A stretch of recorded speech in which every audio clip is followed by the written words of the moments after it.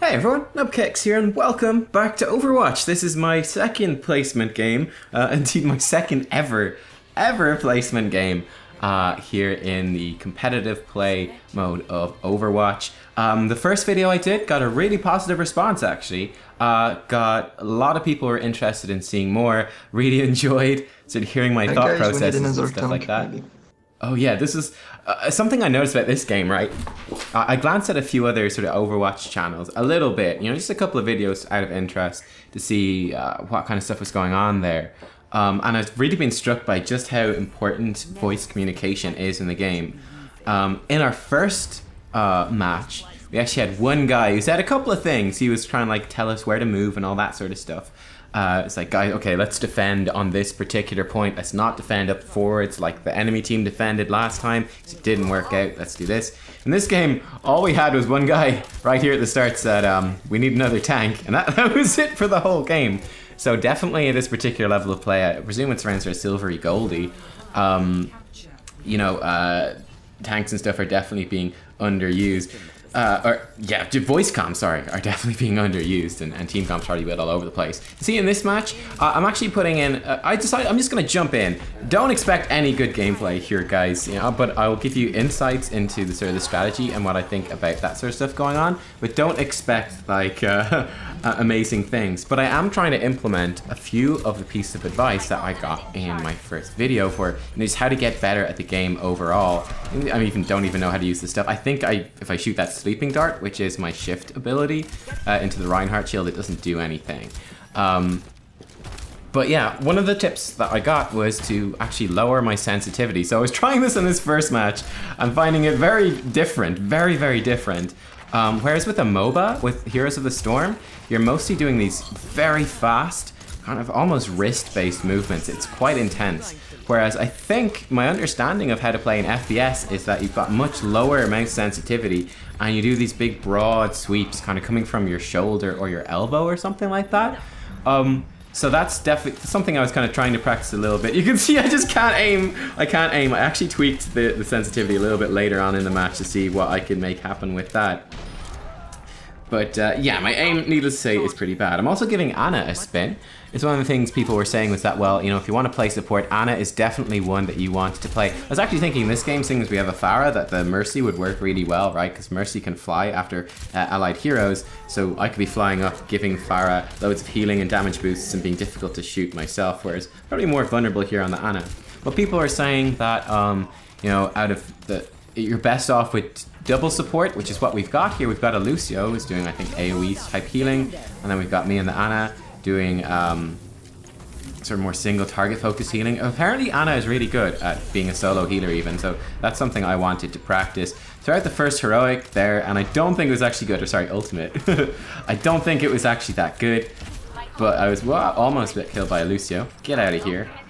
Yeah, that's right, Lucio. You better watch out. I'm gonna miss you with all my shots, so you better run. You better run. I think Roadhog's a pretty good one to hit with my heroic.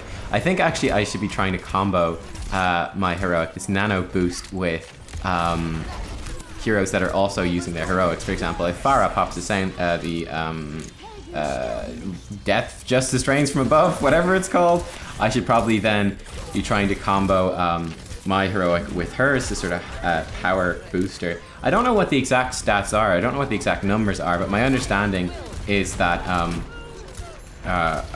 Anna's heroic here, her ultimate, I'm gonna keep calling them heroics, it gives your teammate a big damage boost and also damage reduction, so it makes them a lot tankier and do more damage. So anyone who's kind of gonna be doing a big damage ulti or be diving the enemy team or going into that front line could be a pretty good target for that. So yeah, I think I hit a few different targets over the course of this match, so we'll get to see all of those in action. But certainly at the moment, like as I was playing this game, I was obviously knowing that I'm being quite ineffective on the Anna just simply because I don't have the skill to aim. She is a sniper, she requires aim. Same thing with this sleep dart, requires some pretty good aim. And I knew that I was not going to be super effective on that. But going into this, my attitude was, well, so what if I suck at a hero, right? So what if I suck at most heroes? I know I suck at most heroes, and I don't really see any point in going into this ranked mode and just trying to kind of cheese it in a way, try to trick it into thinking I'm better than I am. I know I'm not that good at all. Like, I know I'm such a noob at this game and such a noob at FPSs in general. There's no need for me to you know, try to find out these heroes or characters that can trick the game that I can be effective even while being a noob on. While that has, you know, some merit for sure, especially when we're trying to win or it's a very difficult game, I'm not overly committed to that. You know, I'm happy enough to play and to be crap and to lose games because of it. I think it's especially appropriate in my placement games. I want to be placed somewhere that I belong. Like, I don't want to end up in, I don't even know what sort of level of play I'd be playing at. Like, it's my actual skill level, maybe like silver or gold, I would guess. I felt like I was fitting in relatively well in the 2 games so far, and I think they're rough sort of standard. But like, I would hate to end up in diamond and then find that, okay, unless I'm playing that Mercy every game, like a really easy hero with no aiming required every game, I'm just gonna lose. I can't play any of the other heroes in the game because I'm so bad at them, and I'm just dragging my team down and everything falls apart. Don't want that to happen. And it's actually, I think, a good attitude to avoid rage and tilt and that sort of stuff. And probably a good attitude just in general, you know, just be happy to end up where you end up. An enemy team is impressed by my Ana and my lack of aiming skills. They're gonna get one too now, so we better be careful.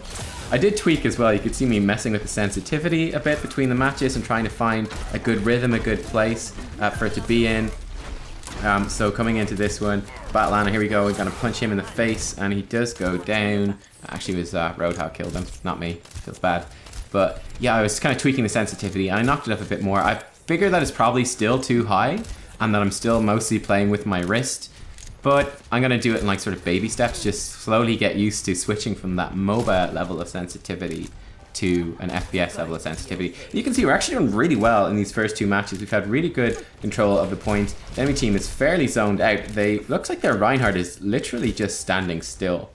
And that's definitely, for example, something that I want to avoid. I missed my grenade there. My grenade that I can throw out, it gives people a big chunk of healing, and then they get bonus healing from any healing abilities you use on them for a short duration, I think. You can use it on enemies as well. Oh, beautiful sleep dart. First one we hit. Awesome. It also prevents enemies from being healed too, so you can use it kind of both offensively and defensively. I felt like my aim and stuff, this is a little bit more natural for me, and I can just slowly lower that sensitivity down as we go to be more accurate and with practice and stuff. I'm not too worried about it at the moment. It's just something I want to keep in mind and just keep improving on a little bit at a time, but I'm not freaking out about it because I know that I don't know the game well enough to judge when things are working that well or not. So yeah, just try and keep that kind of going here. We've got 73% on this. Another thing, this is another great tip that I realized like halfway through this, well, near the end of this round, sorry, that I was supposed to do as well, was to, you look at the score screen, right? You hit the tab button so you can see who's alive, you can see who has their heroics and all that sort of stuff, what the team comps are. That was something people were saying, I know this, that is a nano boost, and that is what Ana's heroic looks like. So definitely want to sleep dart whoever pops that out. Oh, I was trying to hide in here. Let's kind of sneak out, but we do get taken out in the back in the end by this Orisa. Learning all these names. But I can't remember what I was saying now. I got interrupted in a chain of thought by enemy team invading right there. Yeah. Overwatch. Now this is kind of rough. We've been pushed off. You can see our teammates are all in there. They're pretty low. At this point I heard, I think one of our teammates popped sound barrier. So I was trying to come in here, throw out the healing thing, get in on top of it. I was trying to find who would be a good target, trying to think who'd be a good target to nano boost here. But looks like we have got this pretty much controlled at this stage. I saw he was going to go for a hook, so I just gave him the boost and he does one shot enemy team's Pharah. And that looks pretty good for us. There's someone else nano boosted coming in. Was that a Mercy or a Pharah, something like that? Anyway, it's looking pretty good for us here. And at this point, I thought we were actually going to win the game. But it turns out on the control point things, you need to get 3 victories to actually pull it through. So yeah, this was not going to be the end. I was sitting there going, awesome, 1-2 games in a row. That's a nice start to the placement games, but unfortunately, it was not to be. Let me think. What other tips were that people were sending? Oh, the score screen. That was the one I lost my train of thought on. But yeah, I started a little bit more, probably not as much as I should. You can see I'm testing out my abilities here, just trying to keep getting a feel for them. When I played Overwatch, was when the game first released, so I never actually played Ana. I think I played 1 or 2 games on her when she came out for fun, but that's literally it. So I'm not familiar at all with the hero. But yeah, score screen. I want to keep looking at the score screen a little bit more and just keep track of things. You can see I was saying it to myself. Every time I get to the start of one of these games, you can see I'm testing out some things. I'm testing out the sensitivity. I'm like, okay, no wait, I want to do the score screen. So flick up the score screen. All right, just try to build up a little bit of a habit in terms of doing that. And yeah, we're moving in here to round 3. If we win this one, it should be a victory.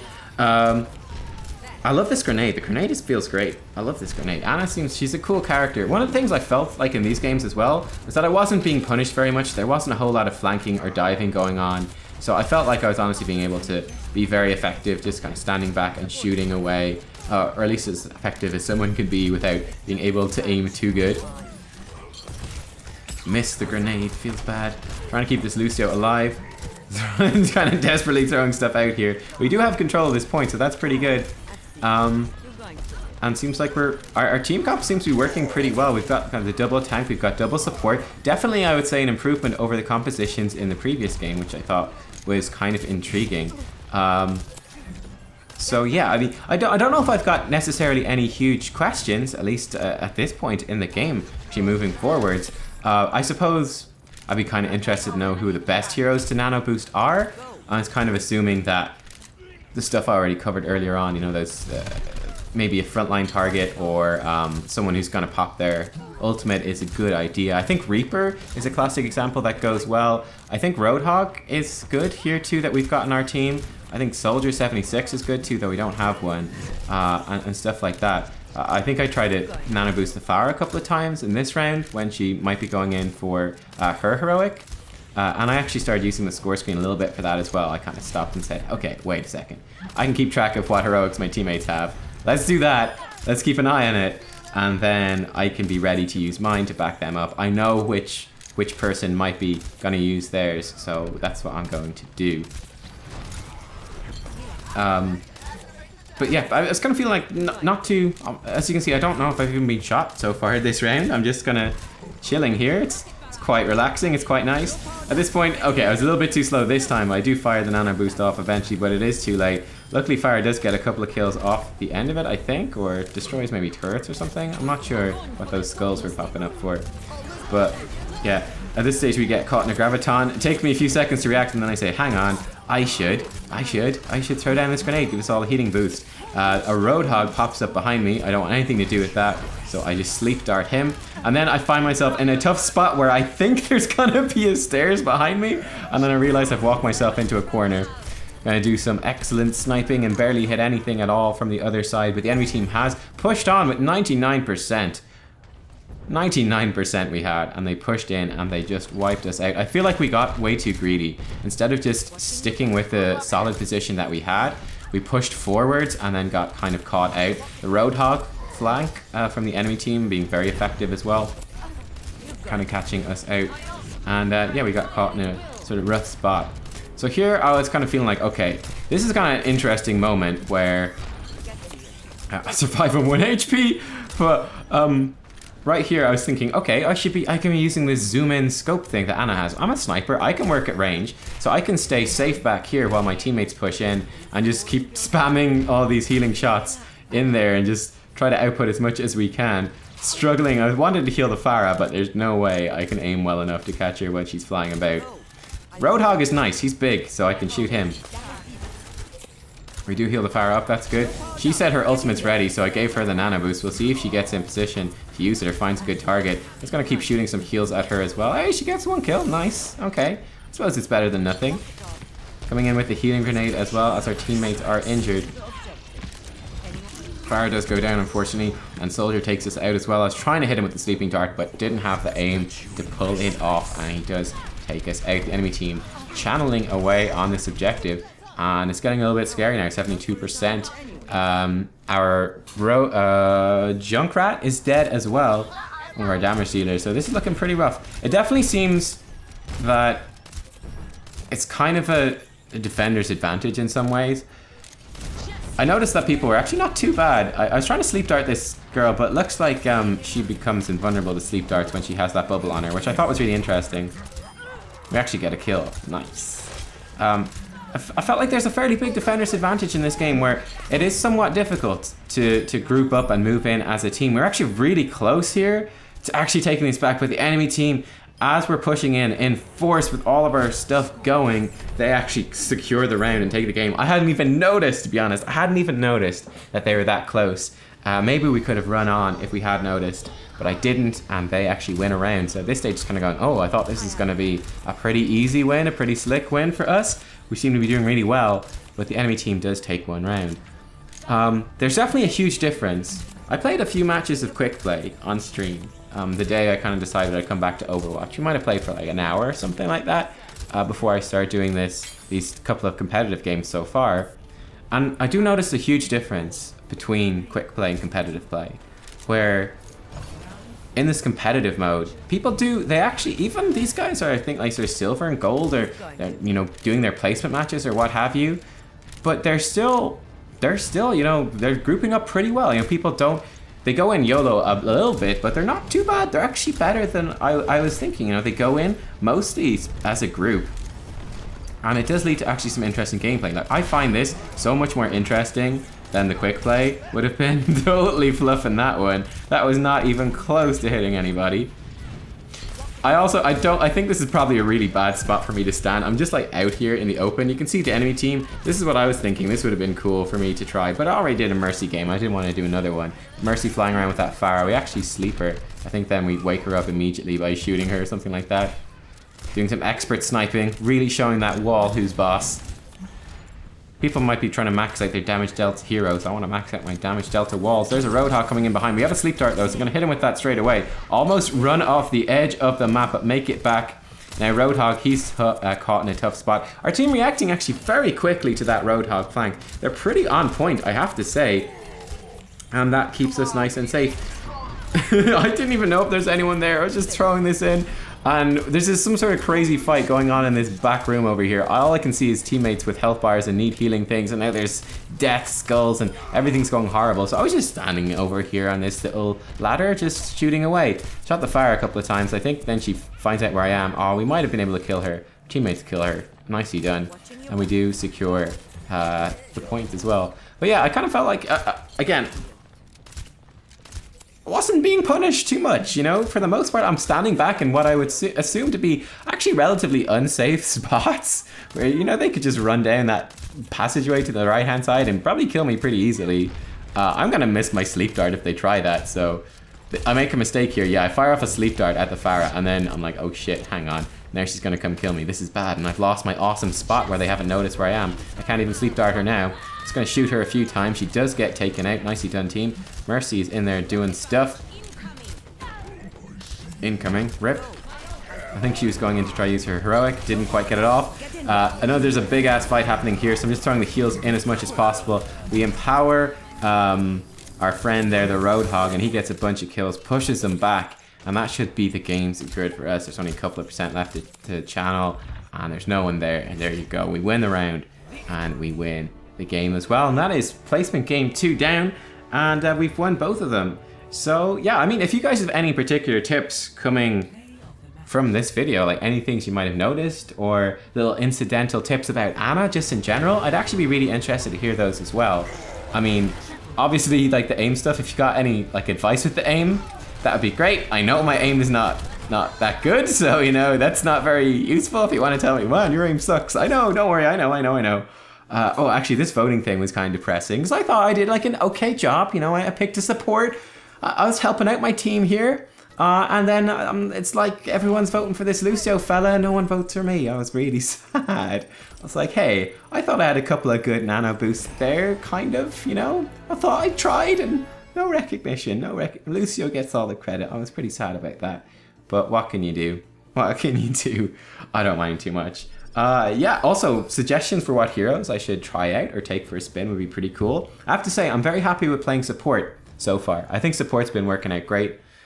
because I don't really have to know the maps or how to move around them. I can just follow my team. So that helps cover up some of my ignorance and helps me learn the maps as well. I can kind of follow and go, oh, this is the way they're going. This is what works. Okay, cool.